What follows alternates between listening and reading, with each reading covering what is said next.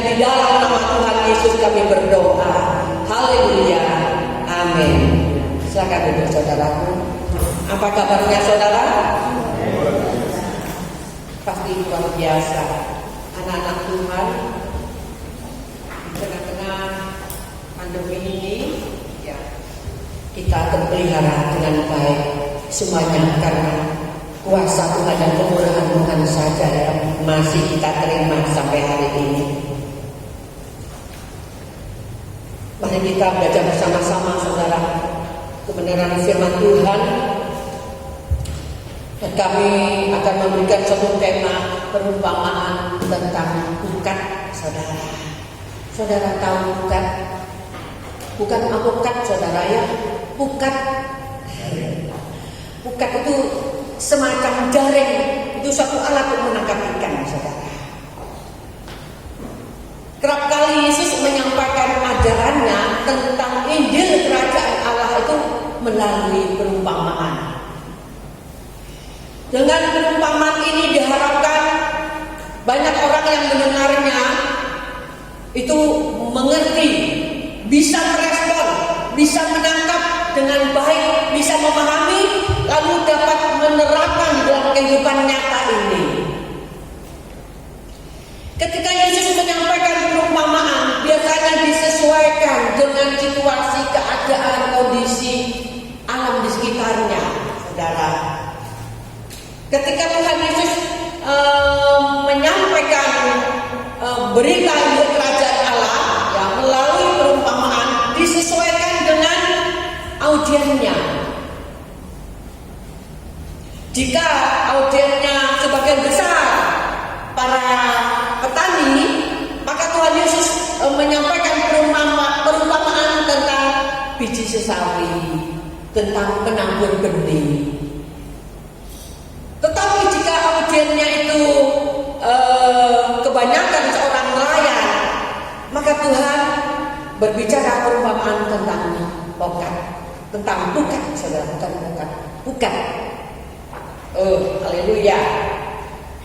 Mari kita baca di dalam Matius 13 ayat 47 sampai 50. Kita ingin membaca bersama-sama ya.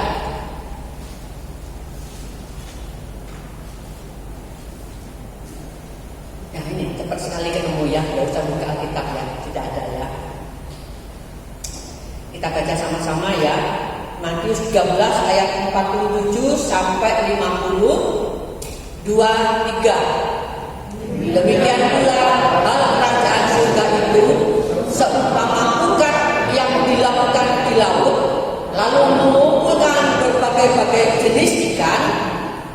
Setelah penuh, pukat itu diseret orang ke pantai, lalu duduklah mereka dan mengumpulkan ikan yang baik ke dalam pasu, dan ikan yang tidak baik mereka buang. Demikianlah juga pada akhir zaman, malaikat-malaikat akan datang memisahkan orang jahat dari orang benar, lalu mencampakkan orang jahat ke dalam dapur api. Di sanalah akan terdapat ratapan dan retakan gigi. Puji Tuhan. Saudaraku, perumpamaan tentang pekat ini ya hanya ada di dalam Injil Matius, saudaraku. Dan perumpamaan tentang pekat ini sama dengan perumpamaan lalang di antara gandum. Karena keduanya ini memiliki satu pesan khusus ya, yang difokuskan membicarakan tentang hari penghakiman, saudara. Mengerikan ya kalau bicara tentang penghakiman ya. Sudah lama mungkin sudah sering kan kita menerima ya firman Tuhan tentang hari penghakiman. Tapi kadang-kadang orang-orang itu masa bodoh. Walah besok itu opo jare ya. Kayaknya masih lama. Dulu sejak aku masih kecil, kedatangan Tuhan sudah dekat. Itu masih aku sekolah minggu sudah diberitakan kedatangan Tuhan sudah dekat. Kesudahan alam sudah hampir tiba. Itu mulai dulu sudah diberitakan. Jadi orang saat ini mungkin ya mengabaikan, alah apa katanya nanti. Tetapi ini bukan main-main saudara ya. Perumpamaan ini membicarakan tentang akhir zaman, dan Tuhan Yesus ingin mengingatkan kita kembali tentang kesudahan zaman itu pasti akan terjadi. Dan pasti akan ada pemisahan orang benar dan orang jahat saudara, dan orang fasik. Dan perumpamaan tentang pukat ini berbicara tentang Injil Kerajaan Allah yang telah diberitakan seluruh dunia. Begitu luas sudah diberitakan saudara. Dan saya juga sempat ya omong-omong sama suami kami, kadang-kala pemberitaan itu kan nggak begitu bisa kami mendengar ya, kecuali melalui televisi, melalui WA dan gambar-gambar sekarang di media sosial yang begitu diberitakan. Dulu saya heran-heran ya, kalau di Arab itu ternyata juga ada gereja. Masa di Arab itu ada gereja? Ternyata ada saudara. Di seluruh dunia diberitakan Injil Kerajaan Allah saudara. Tetapi tinggal satu aja, penggenapan saudara, bahwa kesudahan zaman pasti akan dinyatakan. Amin saudara. Berbicara mengenai pukat itu adalah memang suatu, pukat sendiri itu suatu alat saudara untuk menjaring ikan ya. Pukat itu suatu jaring raksasa saudara yang dilakukan ke laut. Di situ karena ukurannya besar, mungkin membutuhkan beberapa orang saudara, tidak bisa dikerjakan sendiri saudara. Pukat ini dilakukan ke laut karena ukurannya besar, ukuran raksasa, sehingga bisa menjaring semua jenis ikan masuk ke dalam pukat itu saudara. Pukat dilakukan ke laut karena begitu ukurannya besar dan raksasa, jenis ikan semuanya masuk saudara. Ikan-ikan besar, ikan-ikan kecil saudara, mungkin ikan yang gak diharapkan juga masuk saudara. Ikan mungkin yang bisa dikonsumsi, mungkin ikan yang tidak dapat dikonsumsi saudara, juga masuk ke dalam pukat itu saudara. Saudara sadarkah bahwa pukat itu diartikan sebagai gereja saudara? Gereja adalah pukat yang dilakukan untuk menjaring ikan saudara oleh Yesus yang ada di dunia ini. Gereja adalah pukat yang dilakukan untuk menangkap ikan semasa ada di dunia ini saudara. Sebab misi gereja adalah untuk mencari jiwa-jiwa saudara. Jadi kita sadar saudara ya, jiwa-jiwa ini merupakan ikan-ikan di laut yang ditangkap oleh nelayan. Jadi kita yang ada di sini adalah ikan-ikan saudara. Saya ikan, saudara ikan. Jadi ditangkap oleh nelayan saudara. Luar biasa. Dan ketika Yesus memilih rasul-rasul, Yesus memilih rasul yang sebagian besar itu adalah nelayan saudara. Mengapa Yesus memakai nelayan?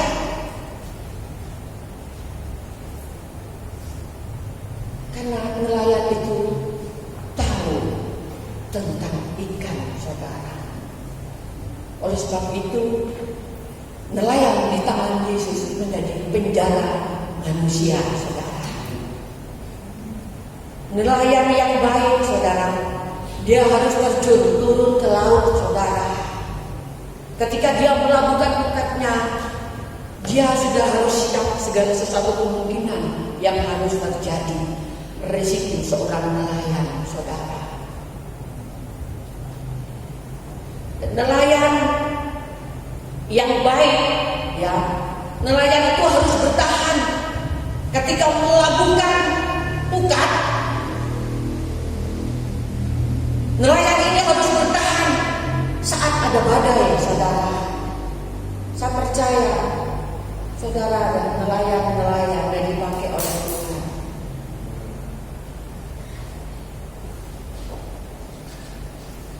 Ketika pukat dilabuhkan, maka kita teringat Injil di dalam Matius 11 ayat 28, saudara, ya. Yesus mengatakan demikian, marilah kepadaku semua yang letih lesu dan berbeban berat, aku akan memberikan kelegaan kepadamu. Ini Yesus mengundang semua supaya masuk ke dalam pukat. Karena Yesus tahu keadaan dunia ini, saudara.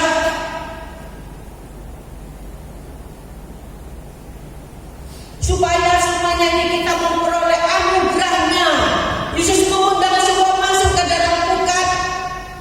Dan Tuhan Yesus tidak membeda-bedakan, saudara, dari semua beberapa macam suku, bangsa, dari dari setiap suku, dari adat istiadat, dari kebudayaan, dari semua segala bangsa. Yesus mengundang supaya kita masuk ke dalam bukan suatu anugerah yang luar biasa, supaya kita mendapat anugerahnya, mendapat keselamatan. Itu undangan Yesus, semua masuk dikumpulkan ke dalam satu bukan, saudara. Gereja ini adalah bukan, saudara. Dan tidak hanya sampai di situ, saudara. Gereja Tuhan yang ada di dunia ini memang tidak sempurna, saudara. Gereja Tuhan terlihat nyata. Ada anak-anak Tuhan yang bertumbuh imannya. Ada anak-anak Tuhan yang juga tidak bertumbuh imannya, saudara. Terlihat nyata bahwa gereja Tuhan ada banyak kekurangan, ada banyak kelemahan, juga ketidaksempurnaan. Itu gereja Tuhan yang ada di dunia ini tidak sempurna, saudara. Mungkin terlihat kotor, saudara, tetapi Tuhan tetap membiarkan baik ikan yang baik maupun ikan yang tidak baik tetap ada di dalam satu bukan, saudara.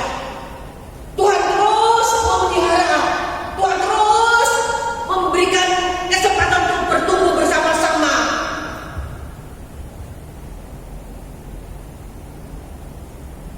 Karena bukan ini adalah merupakan satu bukan anugerah, saudara. Tuhan masih memberikan kesempatan selama gereja ada di dunia ini, saudara. Baik ikan yang baik maupun ikan yang tidak baik tetap ada, terpelihara, ada di dalam satu bukan, ada di dalam pemeliharaan Tuhan, dibiarkan terus bertumbuh bersama-sama, saudara.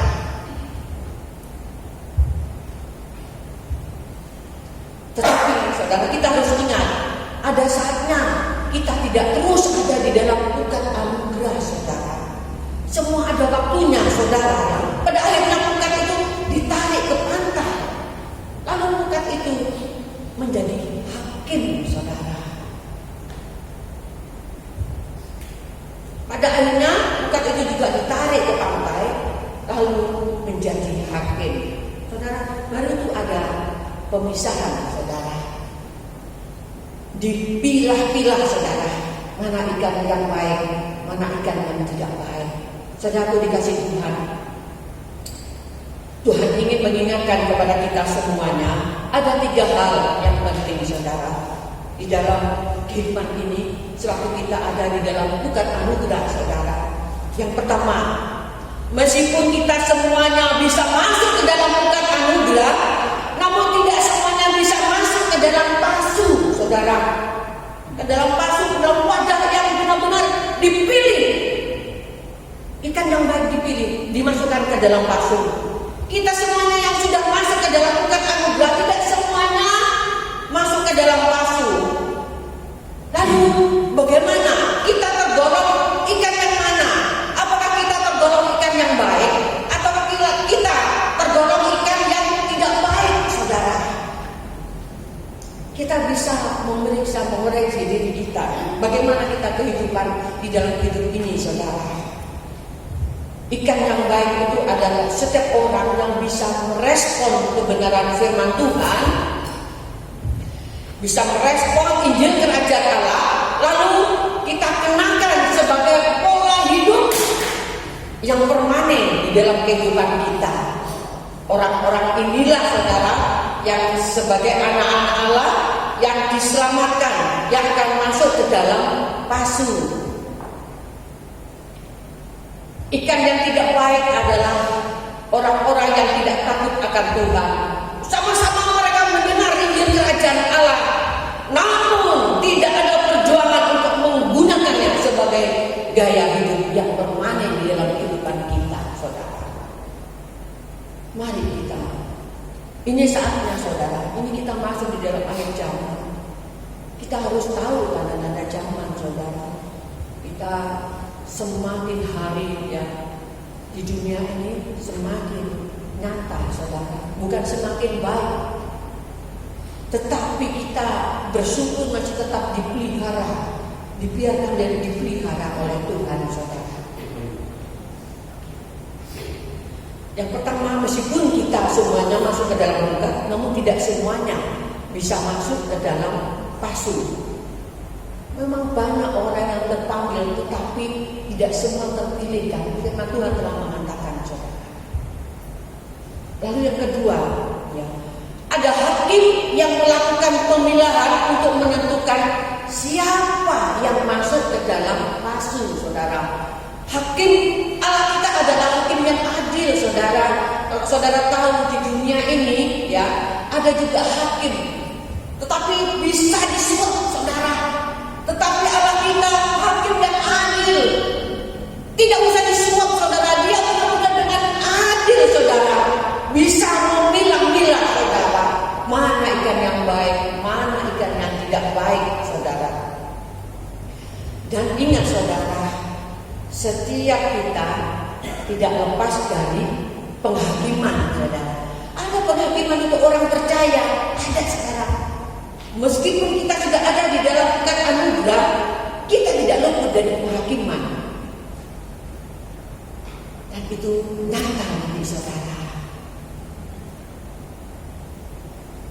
Ya, saat ini kita benar-benar sadar, saudara. Dan yang ketiga adalah pada fase pekan anugerah ini bisa terjadi perubahan, saudara. Ini yang perlu kita pelajari dulu, ya. Pada fase pekan anugerah, di dalam pekan anugerah ini, ya, bisa saja terjadi perubahan, saudara. Jadi ikan yang tidak baik bisa menjadi ikan yang baik, saudara. Ya. Karena seperti perumpamaan penabur benih itu, ya, ada 4 macam kondisi hati manusia. Ada 4 digambarkan sebagai tanah, saudara. Ada 4 macam tanah, itu gambaran hati manusia, saudara. Di dalam perumpamaan penabur benih, saya tidak membacakan ayatnya, ya. Hati manusia digambarkan di dalam 4 tanah, saudara. Ada tanah yang berbatu-batu, ada tanah seperti pinggir jalan, ada tanah yang ditumbuhi semak-semak duri, saudara. Dan ada tanah yang subur, saudara. Ya, kalau kita perhatikan, ya, saudara, itu tergantung dari mana kita bisa merespon firman Tuhan, saudara. Ada orang yang sejak lahir dilahirkan, ya, dengan menjadi tanah yang subur, sampai mati pun dia tetap menjadi tanah yang subur, saudara. Ada yang sejak lahir dia ditentukan menjadi tanah yang berbatu-batu, sampai tua, sampai mati pun tetap menjadi tanah yang berbatu, yang keras, saudara. Tapi dalam kerajaan Allah bisa terjadi perubahan. Yang semula menjadi tanah yang subur bisa menjadi tanah yang gersang, bisa, saudara. Oleh karena perubahan-perubahan, tanah yang berbatu-batu bisa dihancurkan, diubah menjadi tanah yang subur, bisa oleh kuasa Roh Kudus melalui kasih karunia, saudara. Ini yang perlu kita perhatikan, saudara. Saya percaya benih firman Tuhan ini mampu mengubah hati kita yang keras bisa menjadi lembut, bisa menjadi tanah yang subur. Amin, saudara. Ada perubahan, saudara. Ada perubahan. Ada orang yang hidup seperti lalang, namun sebenarnya adalah gandum, saudara. Dan kita perlu ingat, kita bermula dari ilalang, saudara. Kita dulu ilalang, saudara. Dan Tuhan telah mengubahkan oleh karena kasih-Nya, oleh karena firman-Nya yang terus, sehingga kita menjadi gandum, saudara. Ingat, saudara, kita dulu mungkin tanah berbatu, saudara. Ditanami, gak bisa bertumbuh dengan baik. Tetapi oleh kuasa Roh Kudus melalui kasih karunia, kita dirubah menjadi tanah yang subur, saudara. Kita ingat, saudara, dulu kita ilalang. Dulu mungkin kita tanah yang berbatu-batu, yang begitu keras, saudara. Dan saya percaya setiap anak-anak Tuhan pasti akan mengalami perubahan yang luar biasa, saudara. Karena itu, saudara, kita diberi tantangan untuk berubah, saudara. Kita diberikan untuk tantangan untuk berubah. Pada kondisi seperti ini masih ada kesempatan. Kondisi saat ini kita masih mumpung ada di dalam pukat anugerah, masih ada kesempatan buat kita, saudara. Belum terlambat, saudara. Tetapi kalau sudah terlambat, penyesalan pun tidak ada gunanya. Amin, saudara.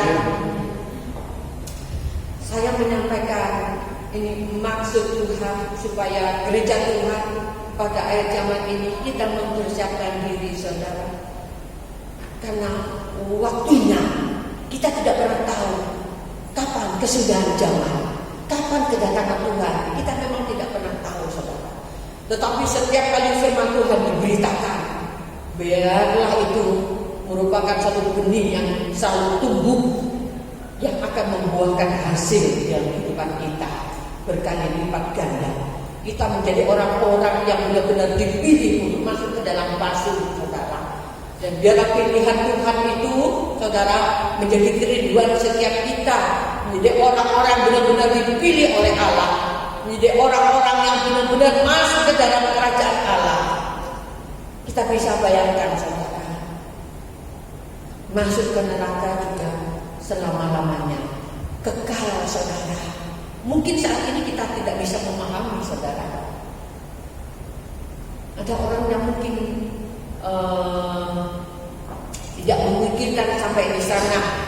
Setiap kali firman Tuhan diberitakan pengajaran tentang akhir zaman, ya, orang-orang tidak ada rasa takut dan gentar terhadap Allah. Itu bukan orang yang takut akan Tuhan, tetapi orang yang takut akan Tuhan. Kita mendengar ajaran Tuhan, kita takut dan gentar. Lalu kita mau mulai berbenah. Lalu kita mulai mengoreksi. Apa ya? Memang di dalam perubahan itu tidak seperti membalikan telapak tangan, saudara. Tetapi saya percaya, saya pun juga melalui proses, saudara. Tetapi saya percaya selalu Roh Kudus itu berbicara dalam hati. Apa yang tidak benar, apa yang harus kamu lakukan, itu Roh Kudus selalu berbicara. Lalu saya melalui selalu ada membenahi kehidupan. Terus itu, saudara. Sekarang lalai, sekarang tidak mampu, sekarang tidak bisa. Besok Roh Kudus selalu berkata-kata, oh iya, saya harus melakukannya. Oh iya, Roh Kudus selalu mengingatkan kita. Lalu kita terus berbenah-benah, saudara. Masih ada perubahan, masih ada kesempatan buat kita semuanya. Biarlah firman Tuhan yang singkat ini boleh membawa kehidupan kita semakin hari semakin lebih baik, saudara. Bukankah menjadi kerinduan kita menjadi ikan-ikan yang baik yang akan dipilih oleh Allah masuk ke dalam pasun. Bapak Ibu, mari kita bangkit berdiri, kita akan pujian ini, saudara. Zaman sana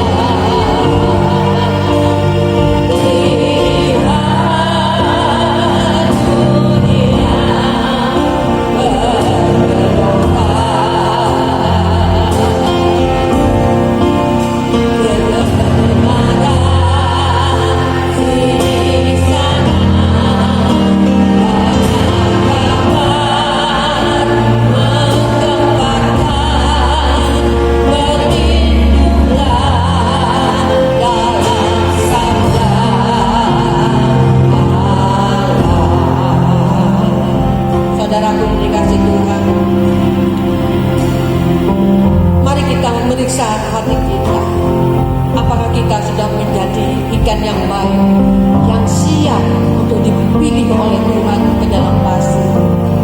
Saudara, yang tahu adalah saudara dan Tuhan. Bila kita adakan introspeksi dalam kehidupan kita, mumpung belum terlambat saudara, masih ada waktu, ada perubahan yang terjadi. Oleh sebab itu saudara, mari saudara, saya percaya oleh kuasa Roh Kudus yang memampukan sikap kita akan terjadi perubahan saudara. Dari ilalang menjadi gandum, dari tanah yang keras menjadi tanah yang subur. Ada perubahan yang terjadi. Menyerahkan hati ini ke dalam tangan Tuhan untuk diproses, direlakan, untuk dibentuk oleh firman Tuhan, sehingga suatu saat tidak ada penyesalan bagi saudara. Kalau suatu saat terjadi kedatangan Tuhan, menyesal pun saudara, percuma saudara.